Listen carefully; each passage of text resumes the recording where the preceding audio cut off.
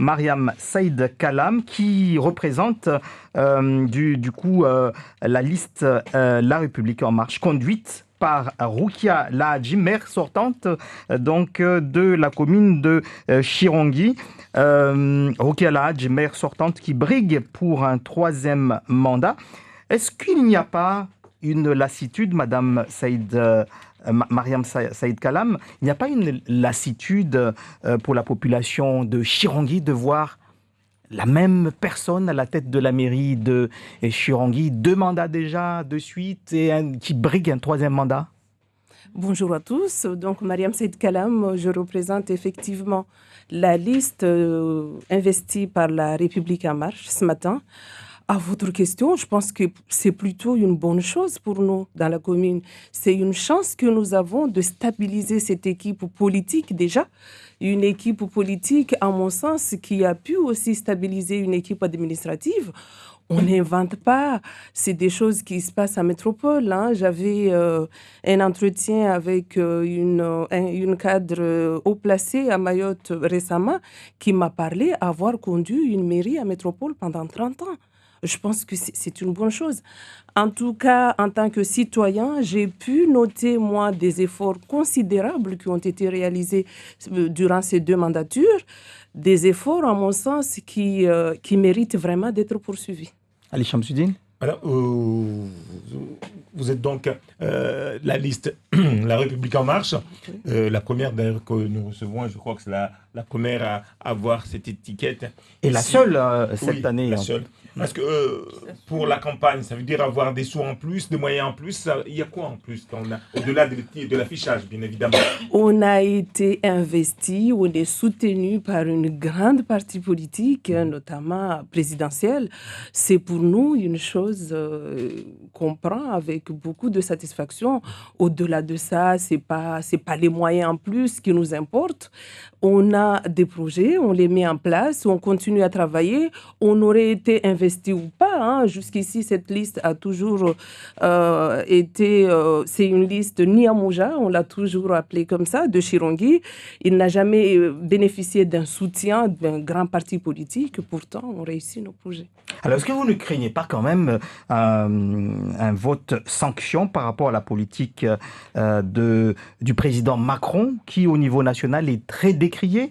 Par ailleurs, ici à Mayotte, la République En Marche n'a pas de fédération, n'a pas de bureau, n'a pas d'adhérents. Comment est-ce qu'on gère cela? On a une étiquette, mais derrière, finalement, il n'y a pas d'adhérents.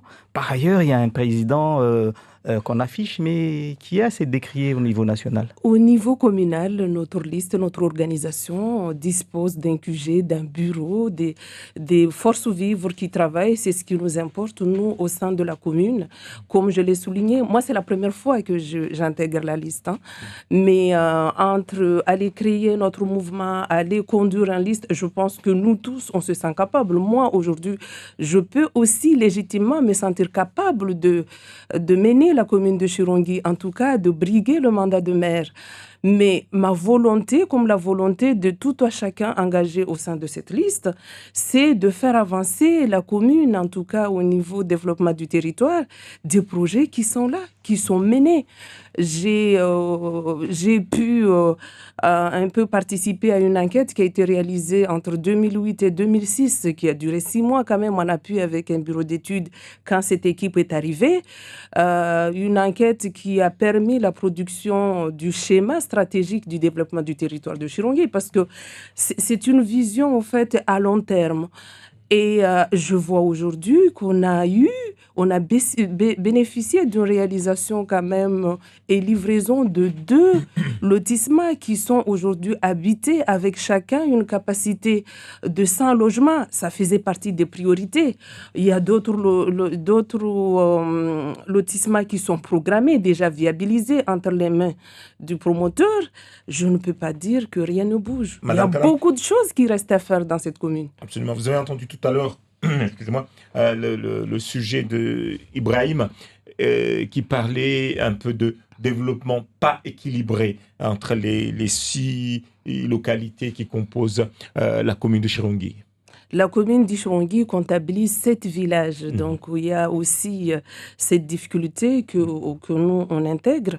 Mais comme je l'ai dit, l'équipe, dès sa première mandature, avait fait le choix d'un développement à long terme.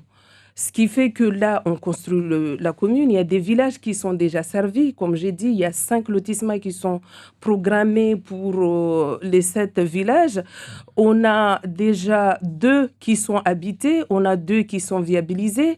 Il y a 2 autres, ils sont 6, pardon. Il y a 2 autres qui vont, en tout cas, qui font partie de nos priorités dès le début de la mandature.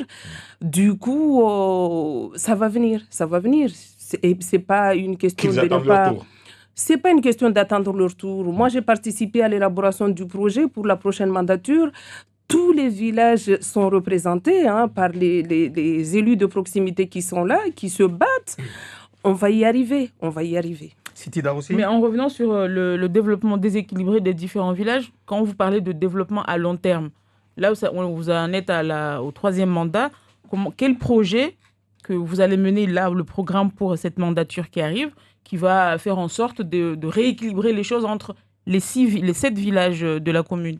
Je vous ai parlé d'un document stratégique qui a été rédigé en 2009, qui pose le cap de tous les projets de Chirongi jusqu'en 2025. Et dans ce document, tous les villages sont prévus. Tous les villages ont été programmés selon la priorité qui a été dégagée du moment, parce qu'il y a une enquête qui a été menée sur le terrain, notamment les élus de proximité qui ont pu faire valoir les besoins urgents de leur population dans les villages. Est-ce que le lycée de Chirongi fait partie de cette priorité jusqu'en 2025, puisque on parle quand même de jeunes également et d'éducation, et ce lycée préfabriqué n'est pas vraiment une belle image de Chirongi, cette ville que vous dites en train de se développer et qui a des projets à long terme. Est-ce que le lycée de Chirongi en fait partie? Je comprends très bien, mais le lycée de Chirongi, vous savez très bien que la commune de Chirongi n'a pas la compétence absolue pour construire le lycée de Chirongi, mais ça se fait avec les partenaires. Je sais qu'il y a déjà un projet de foncier qui est en cours de discussion et ça fera partie en tout cas des projets qu'on va concrétiser, Inch'Allah. Une dernière question. Si j'avais été maire à côté, je dirais, mais comment ils font pour avoir les sous pour mener à bien tous les projets dont vous citez?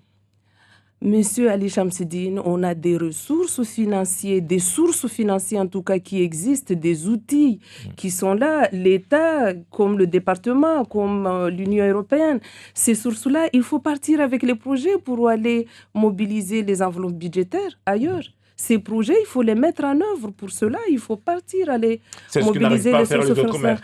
En tout cas, quand on entend à chaque fois qu'il y a des crédits qui ont été retournés ou qui ne sont pas consommés faute de projet, je ne pense pas qu'à Chirongi, c'est le cas. Il y a quand même un fort taux de chômage des jeunes à Mayotte. Chirongi a des jeunes qui n'arrivent pas à travailler. En tout cas, on ne sait pas, on n'a jamais su que Chirongi soit un bassin d'emploi. Comment faire changer les choses là ? Le développement du territoire dont on a parlé tout à l'heure, c'est l'attractivité d'abord de la commune de Chirongi avec le ZAC d'Omramaloulou.